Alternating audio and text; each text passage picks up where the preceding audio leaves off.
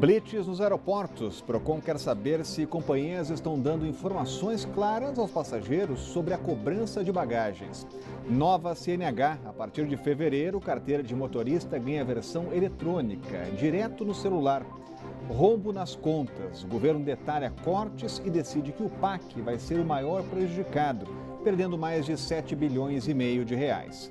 Os fatos do DF, do entorno e da política você confere a partir de agora no Band Cidade, primeira edição.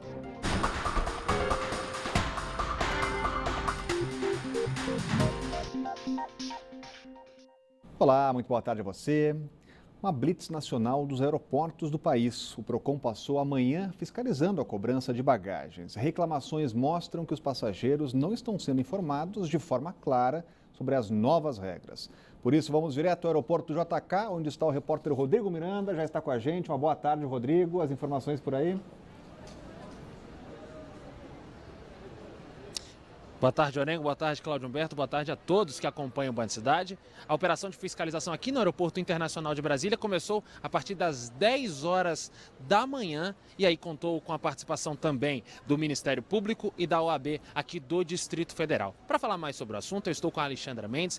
Ela é diretora da Comissão de Defesa do Consumidor da OAB aqui do Distrito Federal. Boa tarde, Alexandra. Temos um saldo, já um balanço dessa operação aqui que ocorreu no aeroporto? Boa tarde, Rodrigo. Então, essa fiscalização, ela está justamente para ver se as companhias aéreas estão informando a respeito da resolução da ANAC, que teve alteração recente em março, e também para fiscalizar em relação aos outros direitos do consumidor, como o atendimento prioritário, o tempo de espera nas filas. E houve muita reclamação? Quais são as principais dúvidas aí que vocês conseguiram verificar até o momento? Os fiscais do Procon relataram que ainda há um problema de desinformação das companhias aéreas, principalmente em relação à franquia de bagagem. Como cada companhia tem a liberdade de cobrar de forma diferente, há essa desinformação nas companhias nesse repasse de informação para o consumidor. Agora, esse processo é de levantamento agora, né? Quais serão os próximos passos aí? O Procon vai tomar as medidas administrativas cabíveis para notificar as companhias aéreas que estiverem tendo problemas com essa fiscalização do Procon. Muito obrigado, Alexandre, pelas informações. Eu volto aos estúdios com você, Orengo, e com Cláudio Humberto. Obrigado, Rodrigo. Direto do aeroporto, com informações importantes, Cláudio Humberto. Agora o que a gente vê é que com a mudança, a cobrança pela bagagem, as tarifas não mudaram. Não, claro que não, né? A Agência Nacional de Aviação Civil, que sempre se comporta como se fosse uma associação em defesa dos interesses das empresas aéreas, inventou esse negócio milionário para as companhias e sempre em prejuízo do cidadão. E é por isso que essa iniciativa do Procon e também da OAB tem que ser festejada. São órgãos que estão sempre em defesa do cidadão, ao contrário da ANAC, que está sempre defendendo os interesses das empresas aéreas. Eles inventaram isso com a promessa de que, cobrando pela bagagem, reduziria o preço da passagem. Era uma mentira, como isso foi denunciado na época e agora está sendo constatado pelos fatos. O Procon está, mais uma vez, verificando que o problema não é só de desinformação das empresas em relação à sua clientela, é de roubo mesmo. E a carteira de habilitação vai ganhar uma versão eletrônica a partir de fevereiro. Por meio de um aplicativo no celular, o motorista poderá apresentar o documento nas fiscalizações. A proposta foi aprovada pelo Conselho Nacional de Trânsito. Nas ruas, muita gente aprovou a praticidade da ideia. Um prejuízo que até hoje o Francisco não esqueceu. A multa de mais de R$80 que teve de pagar depois de esquecer a carteira de motorista em casa. Eu sempre carrego a cópia de qualquer documento junto. E eu tinha uma cópia do documento. Eu expliquei a situação a um policial rodoviário, ele entrou no sistema e verificou que a minha habilitação estava em dia, renovada, eu não tinha nenhuma situação que bloqueasse a habilitação. Então, ele foi, de um bom senso, me liberou para me transcorrer minha viagem, mas não deixou de aplicar a multa. Esse tipo de saia justa deve acabar. A partir de fevereiro do ano que vem, a Carteira Nacional de Habilitação estará disponível em uma nova versão, agora digital. Um aplicativo no celular vai dar aquela forcinha para quem está sem o documento, que passa a ter o mesmo valor que o impresso. A Carteira Nacional de Habilitação Eletrônica, ela tem a mesma validade que o documento físico, uma vez que ela é assinada com o certificado digital do emissor, no caso, o diretor dos Detrans. A carteira impressa ela não vai deixar de ser emitida e fica a opção para o condutor escolher entre a impressa, digital ou as duas. Se já estivesse valendo, o Carlos se livraria de uma dor de cabeça daquelas. Ele perdeu a habilitação e teve que tirar a segunda via. Existe todo o trâmite do Detran, o horário de funcionamento, é complicado de ir até lá, às vezes a gente está aqui com o horário complicado, então realmente seria ótimo, seria lindo. Apesar do transtorno de não estar com o documento em mãos, na hora em que foi abordado em uma blitz, Elvis acabou escapando da multa. Mas sabe como é, né? Ele pode não ter a mesma sorte da próxima vez. Por isso, a carteira eletrônica vai ser muito bem-vinda. Facilita, inclusive, acho que já devia ter acontecido isso há bastante tempo, né? Hoje em dia tudo você faz no telefone digital. Tá aí a tecnologia trazendo uma facilidade para o motorista. O problema é quando não tem sinal, né, para você colocar o telefone para funcionar. Mas olha, isso aí serve para o Denatran dar uma demonstração que está preocupado com a utilização de novas tecnologias para facilitar a vida do cidadão. Mas não basta, não é? O que é preciso é que o Denatran exigir de órgãos como o Detran do Distrito Federal que se modernizem, que invistam a montanha de dinheiro que recebem ou que arrecadam com multas e tarifas na modernização do seu próprio sistema. Há países como, na Europa sobretudo, países como Portugal, exatamente, e países que, por exemplo, eles já permitem que você faça quase tudo pela internet. Não dispensa o cidadão daquela maçada de enfrentar filas longas e demoradas em órgãos como o Detran. Até renovação de carteira de motorista já é feita pela internet nos melhores países mundo afora. Esse tipo de procedimento é que deve ser modernizado. Mas é claro que sim, que uma carteira eletrônica sempre é uma coisa interessante para facilitar a vida do cidadão. E um homem com 2 raras doenças, uma delas no pulmão, pede ajuda para respirar.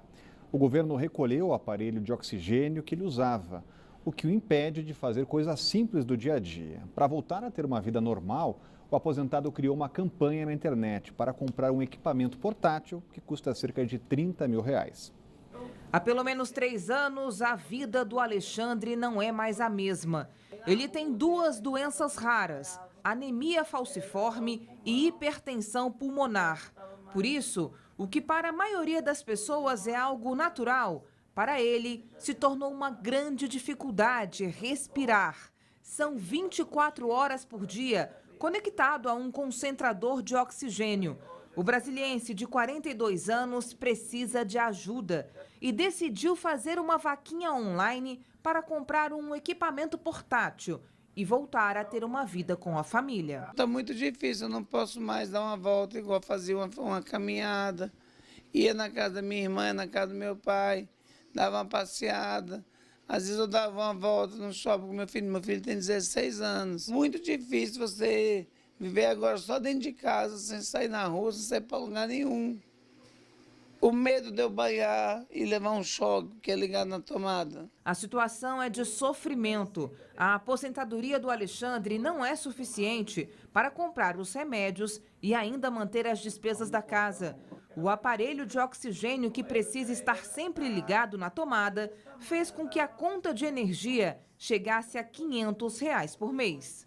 Porque tem água também. Tem o meu filho agora que está no 2º grau. Emocionada, a mulher dele conta que teve que parar de trabalhar para cuidar do marido e que há meses a família não tem nem o que comer direito. Hoje o que eu tenho para almoçar é só isso aqui, um miojo, um maracujá e uma abóbora, porque eu consegui R$10 ontem que me deram, eu fui no mercado e comprei. Aí a gente não sabe mais o que fazer, não sabe.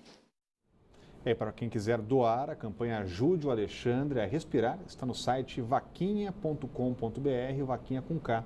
E o telefone da família é o 99229-9211.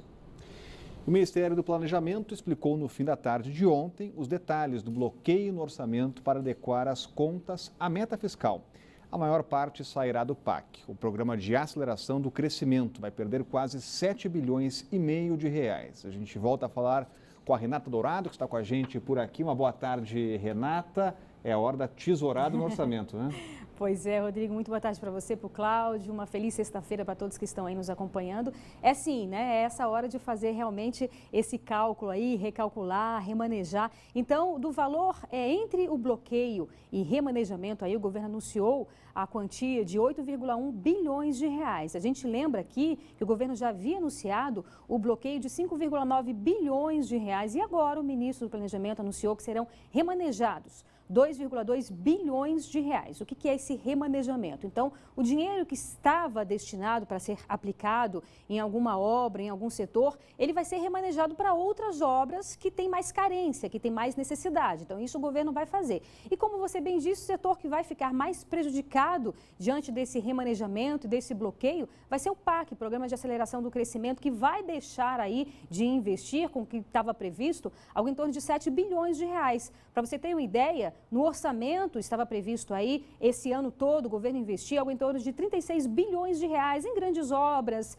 estradas, enfim, várias obras, né, aí no país inteiro. Então, desses 36 bilhões de reais que estavam previstos aí na lei orçamentária, aprovada pelo Congresso Nacional, algo em torno de 45% não vai ser mais aplicado no PAC. Só que o governo está otimista. Ontem mesmo o Ministério do Planejamento, o ministro do Planejamento disse que não significa necessariamente que essas obras serão paralisadas, podem ser interrompidas por algum momento, mas que não quer dizer que no momento em que estava prevista a conclusão, que não vai ser entregue, o governo está otimista, Rodrigo, inclusive quanto a arrecadar mais dinheiro aí no decorrer dos próximos meses, ao longo aí desses próximos meses, até o final do ano. Então há essa expectativa aí. Uma das propostas, a gente sabe que é com relação às reformas, né? Então tem a reforma da Previdência. No entanto, próprios aliados dizem que não é o momento certo para colocar em votação a reforma da Previdência. Pode ser que o governo fatie, apresente algumas propostas. Vamos ver aí no decorrer dos dias, dos meses, o que nos espera, o que nos aguarda. Rodrigo. Obrigado, Renata. E essa luta aí da equipe econômica para cortar despesas e atingir essa meta. Pois é, essa luta não inclui cortar gastos, né? Gastos deles próprios, né? Da mordomia, das regalias do setor público. A gente assistiu esta semana o ministro da Fazenda ameaçando cortar programas sociais, tirar comida da mesa de pessoas pobres que recebem o Bolsa Família, por exemplo. Agora eles tiraram dinheiro de investimento no PAC, importantes investimentos para o país, e continuam sem mexer, sem nem sequer ameaçar mexer em privilégios indesculpáveis que ainda são mantidos no serviço público, carro oficial, jatinho para que eles viajem e outras regalias e muitas regalias que ainda sobrevivem e permanecem no serviço público federal. E a seguir, o comércio ilegal de Vale Transporte segue livremente, agora em nova modalidade, nas redes sociais. É o que o Band Cidade traz logo depois do intervalo.